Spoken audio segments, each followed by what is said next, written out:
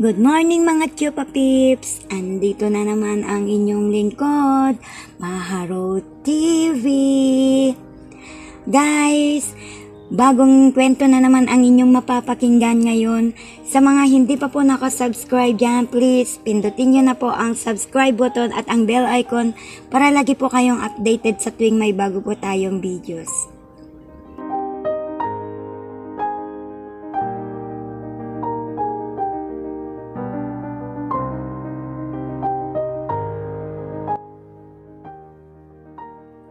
Nung wala si Papa. Maagang pumanaw si Mama Miss Maharot, kaya naman hindi namin mapigilan maghanap ng bago si Papa. 18 pa lang ako noon nang maisipang pakasalan ni Papa ang jowa nito na taga Bulacan. Hindi naman maganda si Tita Yori, sexy lang ito at bilugan ang katawan. Kaya nga nagtataka ako kung bakit nagustuhan siya ni Papa, malayong mas maganda naman si Mama. Pa, alam mo naman na ayaw ko pang mag-asawa ka, di ba? Ang usapan natin pagkatapos kong mag-aral. Bakit ngayon nagmamadali ka? Buntis ba siya? Anak, hindi naman siya buntis, pero mahal ko ang Tita Yuri mo. Panahon na siguro para lumagay na kami sa tahimik. Wag muna pa. Patapusin mo muna ako sa pag-aaral ko. Kapag may trabaho na ako, aalis na ako dito sa bahay. Alam mo naman na ayaw ko sa kanya, di ba? Tumigil ka ngang bata ka. Akala ko ba nag-usap na tayo? Kailangan mong tanggapin na siya nang magiging mama mo. Kaya maging mabait ka sa kanya. Ayoko pa. Kung siya lang din ang magiging ina ko, mas mabuti pang titira na lang ako sa bahay nila lolo at lola.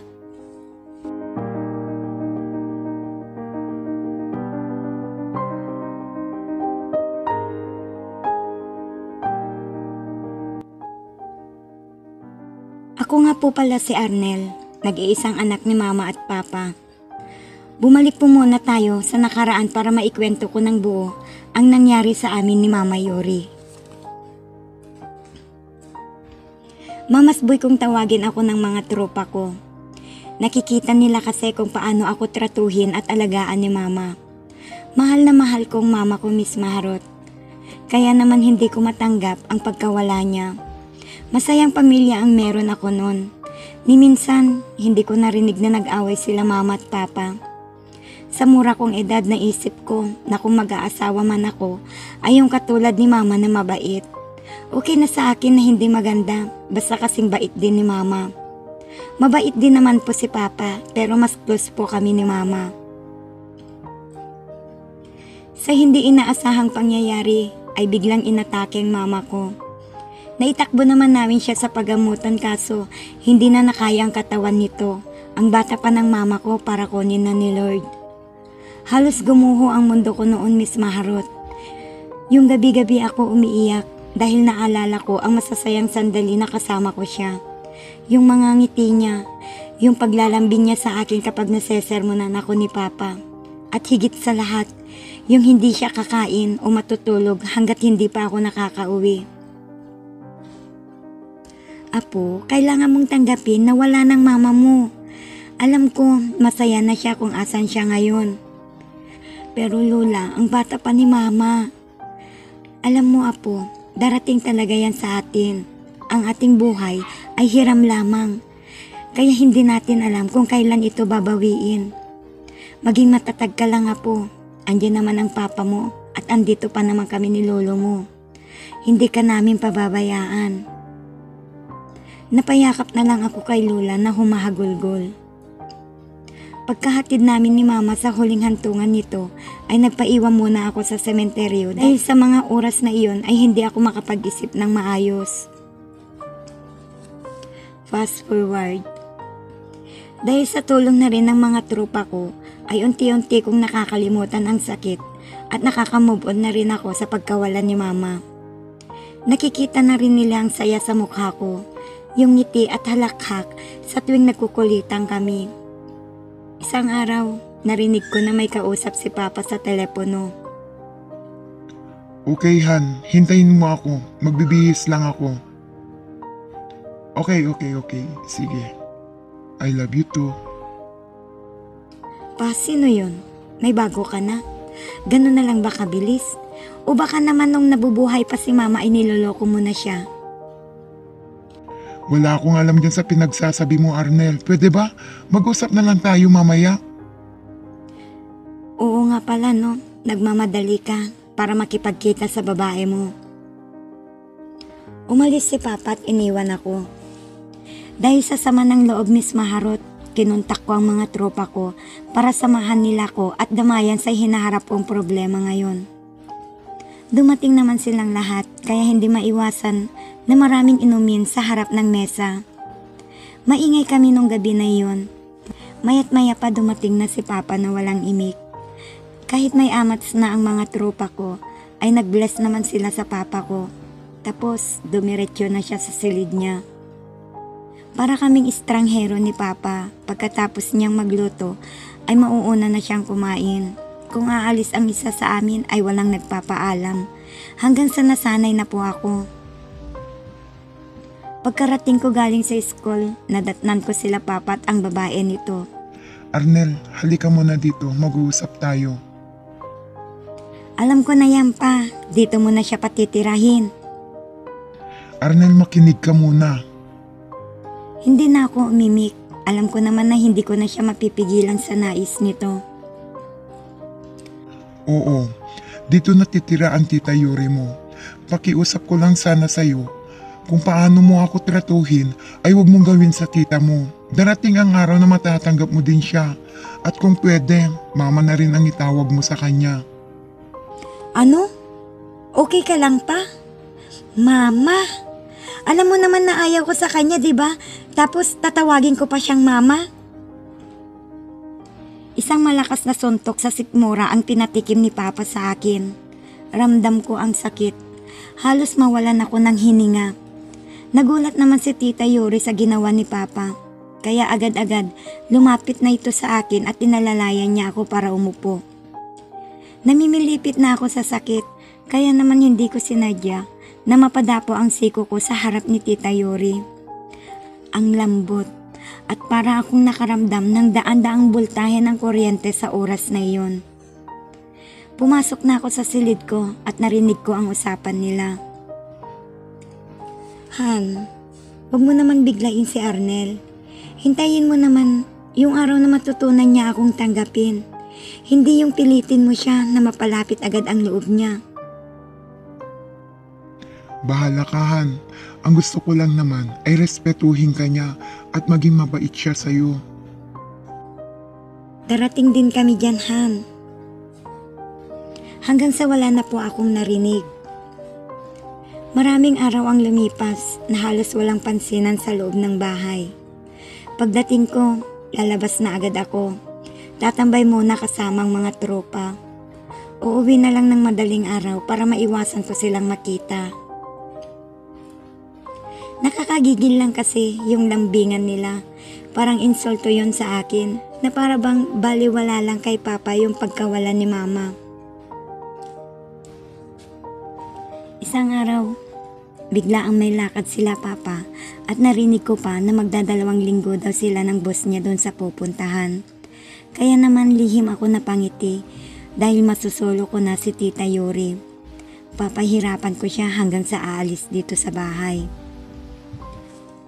Lumabas ako nung araw din yon at nagwalwal. Dahil sa hilo ay hinatid ako ng mga tropa ko sa bahay. Dahil sa kaya ko pa naman maglakad ay hanggang sa gate na lang sila. Nakita kong madilim ang buong bahay. Dahan-dahan kong binuksan ang pinto para maiwasang makalikha ng ingay. Nang may marinig akong mahinang yungol na nagmumula sa silid nila Papa. Dahil sa madadaanan ko muna ang silid nila, bago ang silid ko ay halos gumapang ako para hindi ako mabuking ni Papa na umuwi ako ng madaling araw. Nakita kong may maliit na siwang yung pinto nila. Dahil medyo maliwanag ang kwarto nila gawa ng poste sa labas, ay makikita mo talaga kung ano ang ginagawa ng mga ito. Sa hindi ko malamang dahilan ay napatigil ako at dahan-dahang itinulak ang pinto. Laking gulat ko nang makita ko sila. Pagkatapos yon ay dali-dali akong lumabas ng bahay at magkunwaring kararating lang. Sa hindi inaasahan, Imbes na lumabas siya ay sinarado nito ang pinto. Kaya naman napangisi ako habang binubuksan ko ang pinto ng kwarto ko. Kinaumagahan, nagpaalam na si Papa.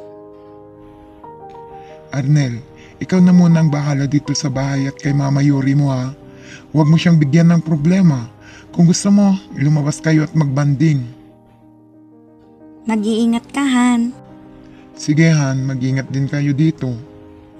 Sabay to kanito kay Tita Yuri. Pagkaalis ni Papa ay nakaupo si Tita Yuri sa harap ng mesa. Kumakain ito, kaya nung akmang kukunin ko ang pichel sa harap nito, ay hindi ko sinasadyang nabuhos ito sa kanya. Nakasando lang ito ng manipis kaya naman kitang-kita ko kung ano ang tinatago nito. Nakatitig lang ako doon. Hindi ko akalain na ganun pala kalaki. Biglang tumayo si Tita Yuri at nagtungo sa silid nila ni Papa. Doon lang ako natauhan. Kaya may naisip ako na paraan para mapalapit sa kanya at magagawa ko na ang plano ko habang wala si Papa.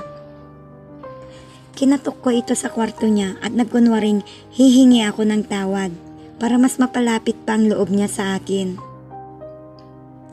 Tita, sorry nga po pala. Hindi ko po sinasadya. Ayos lang yun, pero sana sa susunod mag-iingat ka din sa galaw mo. Sige po, sorry po. Dahil wala sa mood si Tita Yuri ay pinagpaliban ko muna ang nasa isip ko. Good morning, Arnel. Halika, kakain na tayo. Ang aga ng gising natin ngayon, tita. Tumawag ba si Papa kaya ganyan ka kasaya? Sira? Kung masaya ba ako, Papa mo na agad ang dahilan. Hindi ba pwede na masaya ako dahil kinakausap mo na ako? Hindi ko malaman, Miss Maharot, kung bakit ganun lang din kaganda ang araw ko nung makita ko si Tita Yuri. Nawala sa isip ko ang mga plano ko. Sa mga sandaling iyon, hindi ko maramdaman ang magalit sa kanya. Ganun ba yun, tita? Kakain na nga tayo, baka iba pang maisip ko.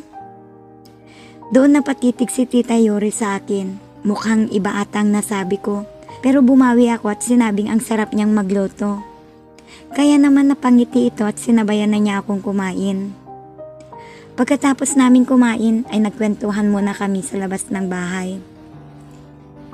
Arnel, kumusta naman ang pag-aaral mo? Ayos lang naman, nakaka-stress. Lalo na wala akong inspirasyon. Ha? Bakit wala ka bang jowa? Walang nagkakagusto eh. Wala ka sigurong nililigawan. Maghanap ka kasi. Hay nako. Kung sakit lang sa ulo, tita, huwag na. Baka selosa pang mahanap ko. Sa bagay, bata ka pa naman. Hindi na ako bata, tita. Seryoso akong nakatitig kay Tita Yuri na para bang may ibig sabihin. Iniwas ni Tita Yuri ang mga mata nito, pero titig na titig pa rin ako sa kanya. Nung gabi na iyon ay bumili ako ng 2 pulang kabayo. Pampasarap lang ng tulog. Kasi habang 2 lang kami ni Tita Yuri sa bahay, ay hindi ko siya kayang iwasan. Umiinom na ako sa sala nang biglang lumabas sa silid nila. Ang daya nito, hindi man lang ako niyaya. Nakasimangot ito na parabang nagtatampo. Bakit tita, umiinom ka ba? Oo naman, pag may okasyon lang. Pero iinom ako ngayon. Celebrate ko dahil bati na tayo. Teka, bibili pa ako ng madagdagan yan. Pagbalik ko ay sinabayan na ako ni Tita Yuri. Ang sarap niya kausap. Palakwento pala ito at palatawa. Tuwang-tuwa ako sa kanya dahil medyo nauutal na ito. Alam mo, Miss Maharot, habang tinititigan ko si Tita Yuri ay lalong gumaganda. Iba na ang iniisip ko nung oras na iyon. Nang biglang tumabi si Tita Yuri sa akin. Napapadikit na ang mapuputing hita nito sa hita ko. Hindi ko malaman kung dahil ba sa alak ang pagliyab ng katawang ko. Akmang tatayo na si Tita Yuri para magbawas ay natumba ito. Sa hindi sinasadya, nahawakan niyang matigas na tinatago ko. Hindi ko alam kung baliwala lang sa kanya iyon. Sinamahan ko na lang siya. Alam ko kasi na may amats na ito. Paglabas ay inihatid ko na lang siya sa silid nila ni Papa. Napabagsak siya sa kama nila at nakatulog na. Titig na titig ako sa maamong mukha ni Tita Yuri. Hindi ko maiwasang hawakan ang kanyang labi. Nilalabanan ko ang nararamdaman ko sa gabing iyon. Nang biglang nagsalita ito. Arnel, dito ka muna. Samahan mo ako. Napangiti ako at ito na nga yung hinihintay ko. Ang ganda ng gising ko, Miss Maharot. Nagluto na ako ng almusal namin ni Tita Yuri. Sakto naman nalalabas na ito. Hello Tita, good morning. Rika, kakain na tayo. Okay, gutom na rin ako. Masarap ba ako magluto, Tita? Sabi ko na ibang tinutukoy. Hahaha, hotdog at itlog lang ito ah. Napasimangot ako kasi mukhang hindi alam ni Tita Yuri ang nangyari sa amin kagabi. Pagkatapos namin kumain ay nagpaalam ako na lalabas muna dahil may lakad ang mga tropa. O sige, mag-iingat ka, sabi nito na nakangiti. Gabi na nung umuwi ako, nadatnan ko pa si Tita Yuri na natutulog sa sala. Hindi ko na siya ginising pa. Iniwasan ko muna siyang titigan, baka kasi hindi ko mapigilan ang nararamdaman ko. Dahil sa nakainom ako at medyo may amats na, dumiretso na ako sa kwarto. Pagbukas ko ay siya naman ang pagtulak ni Tita Yuri sa aking papasok.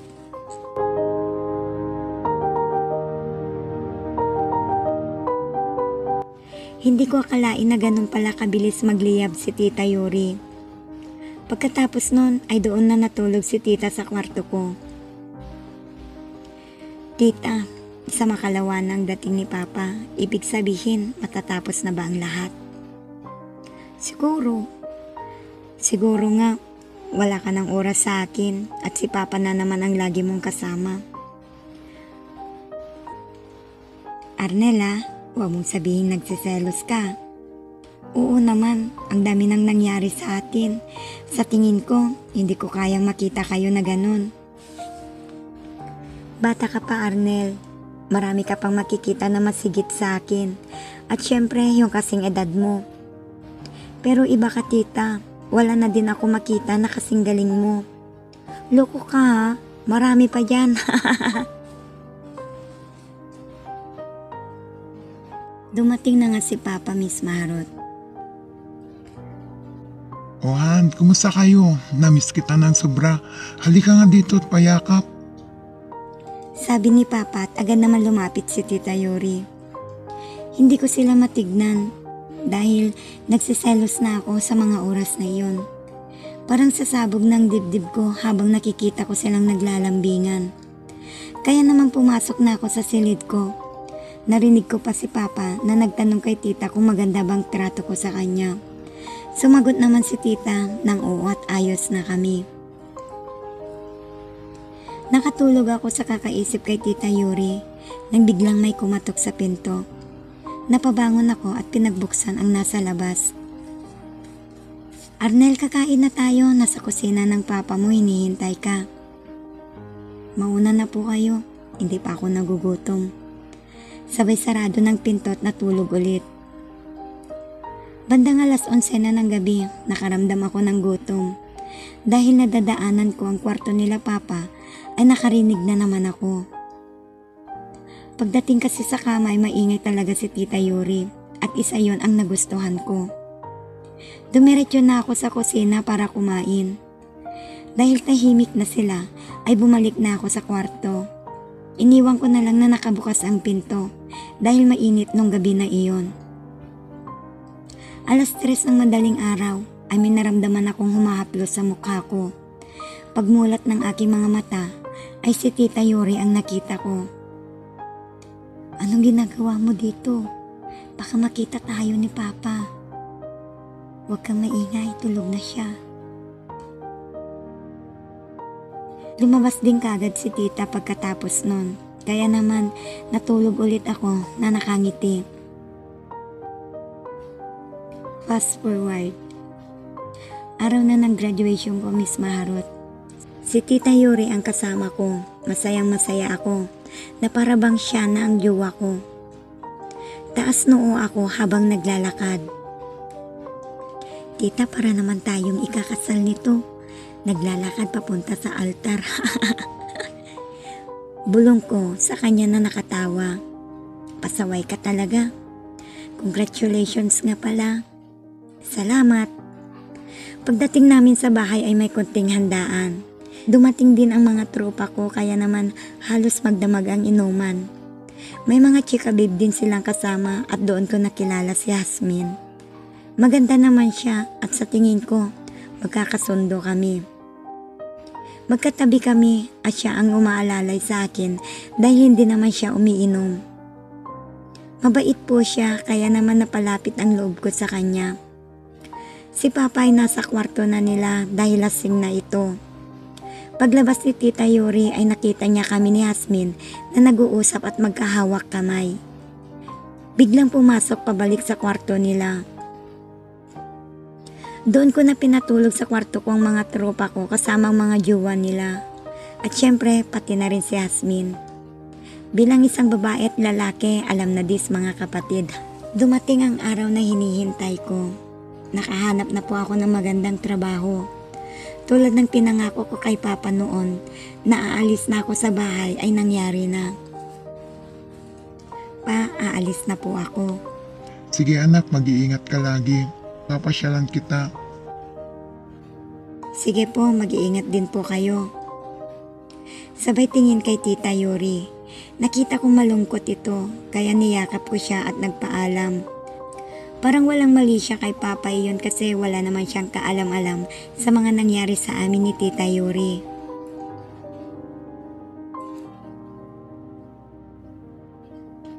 Mula nung umalis ako sa bahay, Miss Maharot, hindi na po kami nagkita ni Tita Yuri. Si Papa na lang ang dumadalaw sa apartment ko. Hindi ko alam kung bakit hindi sumasama si Tita. Sa totoo lang po, miss na miss ko ng galawan niya na siyang nagpapasaya sa akin.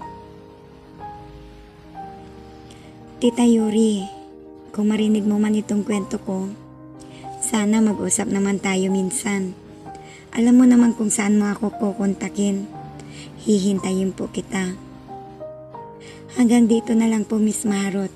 Salamat sa pagbibigay boses sa aking istorya.